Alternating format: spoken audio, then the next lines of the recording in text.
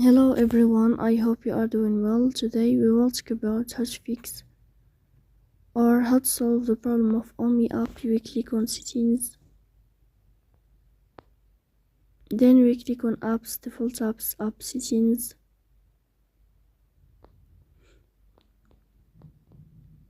Here you will search about Omi app.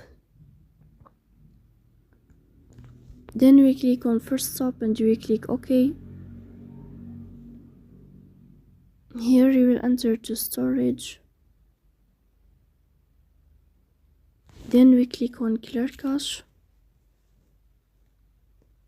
In the end, you will turn off your phone and you will wait a moment to restart your phone again to fix that problem.